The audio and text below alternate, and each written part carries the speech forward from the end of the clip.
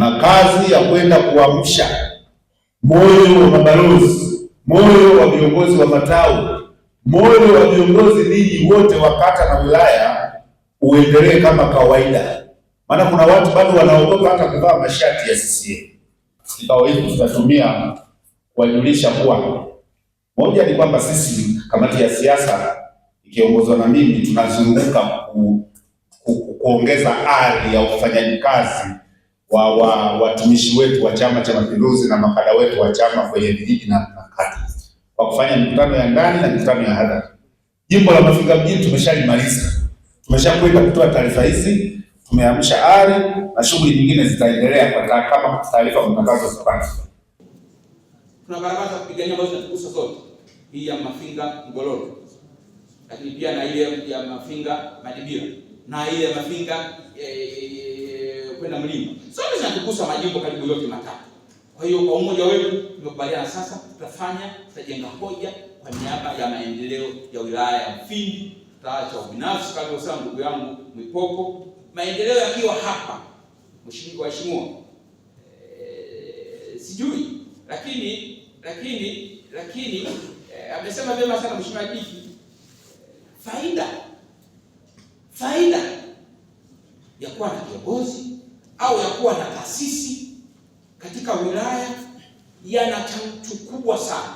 Na mheshimiwa mwenyekiti, wewe unajua chai yetu ndio inaleta chachu kubwa, miti inaleta chachu kubwa na viwanda. Kwa hiyo kumbe si swala la kiko wapi, kila kiko Mfindi, tutahakikisha tunavutia uwekezaji katika wilaya hii kwa ajili ya maendeleo ya wananchi wa Mfindi. Ndugu chama, ni wajibu wetu kushikamana na kuilinda nchi yetu, kwa sababu mambo yanayofanywa ni kwa maslahi ya taifa letu ya kuijenga Tanzania mpya. Na kama serikali, Dr. Samia ameshasema, tumejipanga, ondoeni hofu, taishi kwa amani maadamu mmechagua sisi. Lengo ni nini? Tuboreshe huduma, lakini pia tuimarishe uchumi wa mtu mmoja mmoja. Hiyo ndio uelekeo wetu na ndio sisi. Ni namna gani mnaonesha mna upendo na chama chetu cha Mapinduzi. Ninawapongeza sana sana sana. Najua bila nyie hata huyu Daktari Samia ushindi wake wa 98% usingekuwepo. Kwa hiyo ninawashukuru sana nyie kwa kumpigia kura Daktari Samia, lakini ninawashukuru pia nyie kwa kupiga kura kwa wabunge wetu ambao leo hii mmesikia ni namna gani wanaendelea kutulea, wanaendelea kutusaidia, wanaendelea kutupa michango yao kwa namna moja au nyingine. Nisisitize swala la malezi ya kizalendo kwa vijana. Na ndio maana uongozi katika chama chetu, katika jumuiya moja ya vijana, unaanza na chipukizi.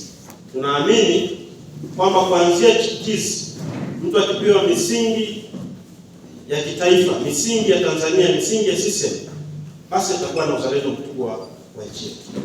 Haswa kizazi hichi ambacho kimeleta changamoto hasa Gen Z. Gen Z sio dhana. Gen Z ni kizazi, ni vijana, lakini vijana ambao walikuwa katika mazingira tofauti na yale ambayo ninyi mlilelewa. Wamekuwa wakiona teknolojia, na muda mwingine teknolojia ikafanya muda mwingine wawe na tabia tofauti na ambazo imezoeleka. Kwa hiyo naombeni, licha ya kwamba kuna teknolojia, basi tusiache kuwapatia misingi vijana. Naamini wakipewa misingi, basi watakuwa wazalendo, watajenga vizuri chama chetu cha Mapinduzi na nchi Tanzania.